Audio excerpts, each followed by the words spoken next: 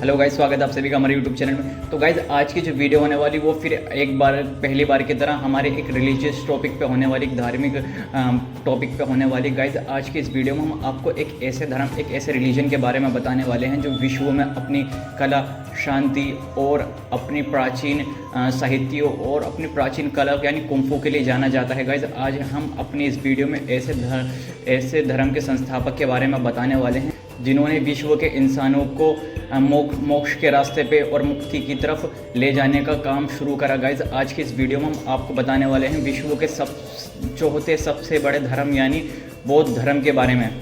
और गाइज, अपनी इस वीडियो में हम आपको बताएंगे महात्मा गौतम बुद्ध के बारे में।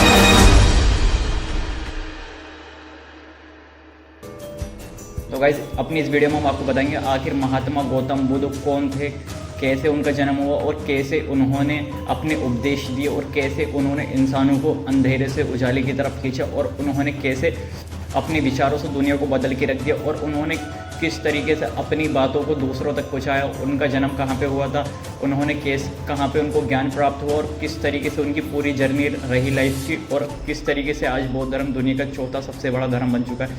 ये सब हम आपको बताएंगे और बौद्ध धर्म में जो कुछ खामियाँ आई कुछ टाइम बाद, तो गाइस हम वो भी आपको बताएंगे कि वो क्या क्या थी। चलिए वीडियो स्टार्ट करते हैं। तो गाइस, हम आपको बताए थे कि महात्मा गौतम बुद्ध कब पैदा हुए थे। तो महात्मा गौतम बुद्ध की जो पैदाइश थी वो थी 563 ईसा पूर्व में, जो कपिलवस्तु जो आज का नेपाल है के पास लुम्बिनी के राजकुमार सिद्धार्थ के रूप में हुई थी। वे सुशोधन और महामाया के पुत्र थे, यानी कि सुशोधन उसके पिता का नाम था और महामाया देवी उनकी माता का नाम था। गाइस, हम आपको ये बता देते हैं कि जो महात्मा गौतम बुद्ध का जो रियल नाम था वो था सिद्धार्थ गौतम। तो गाइस, हम आपको बताए थे जो महात्मा गौतम बुद्ध थे उनकी शादी हुई थी यशोधरा से, और यशोधरा का विवाह अपनी ही बुआ के बेटे राजा सिद्धार्थ से हुआ था, यानी गौतम बुद्ध से। यशोधरा का विवाह जब राजा सिद्धार्थ से हुआ तब दोनों की उम्र 16 साल थी। यशोधरा अपने पति के कामकाज और उनके मन की उलझनों का पूरा ख्याल रखती थी। तो गाइस, हम इनके बेटे यशोधरा के बेटे का नाम बताए थे। इनके यशोधरा के बेटे का नाम है राहुल। हम आपको ये बताए थे कि सिद्धार्थ गौतम बुद्ध कैसे बने। तो बुद्ध के बचपन का नाम जो था वो सिद्धार्थ था। सिद्धार्थ गौतम के पिता को ये मालूम था उनका पुत्र बहुत ही उदार भावना वाला था, इसलिए जीवन के कटु सत्यों से दूर उन्हें महल की चार दीवारी के अंदर सब भौतिक सुखों के बीच बड़ा किया गया था। एक दिन किसी प्रकार उन्होंने अपने रथकार को उन्हें शहर घुमाने के लिए मना लिया। बाहरी दुनिया की उनकी पहली यात्रा काफ़ी दुखदायक रही। शहर घूमने के दौरान उन्होंने एक वृद्ध व्यक्ति को देखा, यानी कि बूढ़े व्यक्ति को, एक बीमार को और एक लाश को देखा। उन्हें देखकर उन्हें गहरा सदमा पहुंचा।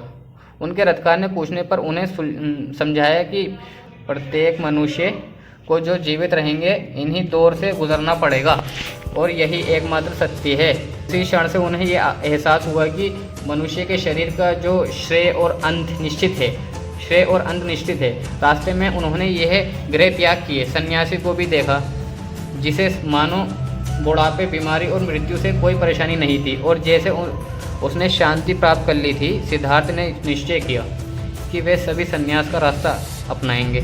कुछ समय के पश्चात उन्होंने राजमहल त्याग कर दिया और अपने सत्य की खोज पर निकल पड़े। आपने साधना के कई मार्गों की खोज की। इनमें एक था शरीर को अधिक से अधिक कष्ट देना। इस कारण वे मरते मरते बचे, लेकिन इन अतिवादी तरीकों को उन्होंने त्याग दिया और कई दिनों तक ध्यान करते हुए ज्ञान प्राप्त किया। इसके बाद से उन्हें बुद्ध अथवा इन्हीं व्यक्ति के नाम से जाना जाने लगा। बाकी जीवन उन्होंने धर्म या जीवन यापन की शिक्षा दी।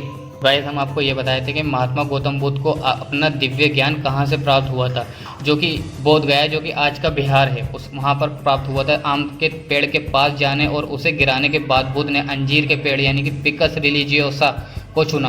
अंजीर के पेड़ को बोधि वृक्ष के नाम से जाना जाने लगा, क्योंकि बुद्ध को ऐसे ही एक पेड़ के नीचे 49 दिनों तक ध्यान करने के बाद ज्ञान बोधि प्राप्त हुआ था।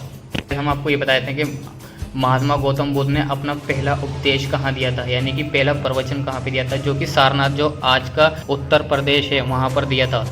तो गाइस अब हम आपको बताते हैं कि आखिर मठ यानी संघ क्या है। तो महात्मा गौतम बुद्ध के उपदेशों के बाद लोगों ने उनके उपदेशों को बहुत ही ज़्यादा अच्छे से सुना और फिर धीरे धीरे उनके जो अनुयायियों की संख्या में बढ़ोतरी होने लगी, यानी अनुयायी जो थे उनके यानी जो शिष्य थे वो बढ़ने लगे। फिर उन्होंने अनुयायियों ने एक संघ यानी एक मठ बनाया जिसमें वो रहते थे। संघ को भिक्षुओं की संस्था भी कहते हैं, जिसमें वो रहा करते थे। जो धम्म के शिक्षक बन गए, यानी जो धम्म को यानी महात्मा गौतम बुद्ध की बातों को मानने वाले बन गए। वे एक सादा जीवन यानी बिल्कुल एक सादा सिंपल जीवन जीते थे। उनके पास कोई भी बस खाली आवश्यकता की चीज़ें होती थी, कपड़े, बर्तन। वो दिन भर इधर से उधर घूमते थे।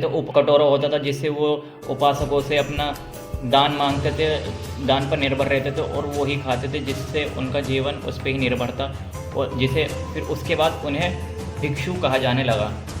तो गाइस पहले संघ में खाली पुरुष ही पुरुष रहते थे, लेकिन फिर महात्मा गौतम बुद्ध के जो मित्र थे आनंद, जो महात्मा गौतम बुद्ध के जो मित्र थे आनंद, उन्होंने महिलाओं को भी संघ में शामिल करने के लिए मना लिया। तो संघ में आने वाली जो पहली स्त्री बनी वो बनी महाप्रजापति गौतमी, जो सिद्धार्थ की उपमाता थी। वो संघ में आने वाली पहली महिला बनी। और गाइस संघ में आने के लिए 3-4 चीज़ें ज़रूरी होती थी, यानी अपना धन, अपना घर और अपना धन त्याग करना होता था, अपना घर त्याग करना होता था, सादा जीवन जीना होता था। और उसके बाद वो इंसान कभी शादी भी नहीं कर सकता था, एक बार संघ में जो आ जाया करता था। तो ये बताते हैं कि जो महात्मा गौतम बुद्ध थे उनकी शिक्षाएं पहले तो उसे बोली गई थी, लेकिन बाद में उनको लिख दिया गया था। फिर ये त्रिपिटक थी, यानी कि 3 ग्रंथ थे इनके। तो गाइस त्रिपिटक थे जो पाली भाषा में लिखे गए थे। और पहला जो था वो था ये पिटक में ये था कि उन जो मठों के रहने वाले थे वो उनके नियम और संग्रह गए। और दूसरा है गाइस सुत पिटक, इसमें बुद्ध की शिक्षाएं रखी गई थी। इस सुत पिटक में बुद्ध की शिक्षाएं लिखी गई थी और सुत पिटक में दी गई बुद्ध की शिक्षाओं को कहानी के आधार पर पुनर्निर्मित किया गया था। कुछ कहानियां में उनकी अलौकिक शक्तियां का वर्णन है, दूसरी कथाएं दिखाती हैं कि अलौकिक शक्तियों की बजाय बुद्ध ने लोगों को विवेक और तर्क के आधार पर समझाने का प्रयत्न किया। हमने सुत पिटक बता दिया। अब तीसरा जो था वो था अभिधम्म पिटक, जिसमें बुद्ध के दर्शन तो पूरा जीवन काल उसके बारे में बताया था। पाली, संस्कृत, चीनी और तिब्बती भाषाओं में लिखे इन ग्रंथों से आधुनिक अनुवाद को तैयार किया गया है। मतलब पाली के बाद इन भाषाओं में इसको चेंज कर दिया गया था ग्रंथों को। इन्हीं ग्रंथों के सहारे से महात्मा बुद्ध उस युग के सबसे प्रभावशाली शिक्षकों में से एक थे। उनके उपदेश इतने कल्याणकारी थे कि सैकड़ों वर्षों के दौरान उनके संदेश पूरे उपमहाद्वीप में और उसके पश्चात मध्य एशिया होते हुए चीन, कोरिया और जापान, श्रीलंका से समुद्र पार कर म्यांमार, थाईलैंड और इंडोनेशिया तक फैले। अब हम आपको बता देते हैं कि आखिर आगे चल के जो गौतम बुद्ध यानी बौद्ध धर्म थे तो वो 2 भागों में बढ़ चुका था, जिसमें से पहले थे महायान और दूसरे थे हीनयान। गाइस जो महायान थे वो गौतम बुद्ध को एक भगवान मानते थे और उनकी पूजा करते थे, लेकिन जो दूसरे थे हीनयान वो गौतम बुद्ध को इंसान मानते थे, मानव मानते थे और वो मानते थे कि गौतम बुद्ध मुक्ति का रास्ता दिलाने वाले एक शख्स यानी एक इंसान थे जिन्होंने मुक्ति प्राप्त कर ली थी। तो गाइस अब हम आपको बताएंगे कि गौतम बुद्ध के आखिरी उपदेश क्या थे, यानी गौतम बुद्ध ने आखिरी में क्या कहा था। उन्होंने कहा था कि तुम सब अपने खुद के लिए एक ज्योति बनो, क्योंकि तुम खुद ही अपनी मुक्ति का रास्ता खुद बनोगे, यानी तुम खुद ऐसे बन जाओ कि तुम्हारी मुक्ति खुद हो जाए, तुम्हें और किसी के पास जाने की ज़रूरत ना पड़े। तो अब हम आपको बताएंगे कि महात्मा गौतम बुद्ध की मृत्यु कब और कहाँ और कैसे हुई। तो गाइस महात्मा गौतम बुद्ध की जो मृत्यु हुई वो हुई कुशीनगर में 483 ईसा पूर्व में महात्मा गौतम बुद्ध की मृत्यु हुई कुशीनगर में। यही वीडियो थी हमारी महात्मा गौतम बुद्ध के ऊपर। हमने आपको पूरा बता दिया कि आखिर महात्मा गौतम बुद्ध का जन्म कैसे हुआ, किस तरीके से उन्होंने अपने जीवन यापन करा और किस तरीके से वो एक साधारण इंसान से धीरे धीरे एक परमात्मा के तरह बदल गए। उन्होंने कभी नहीं कहा कि हम वो परमात्मा है, लेकिन लोगों ने उनको परमात्मा बना दिया। तो गाइज़ यही थी हमारी वीडियो महात्मा गौतम बुद्ध के ऊपर। उनका पूरा हमने जीवन बता दिया आपको शुरू से लेके उनके एंड तक कि उनके जीवन में किस तरीके से कठिनाई और किस तरीके से वो ज्ञान को अर्जित करके एक महापुरुष बन गए।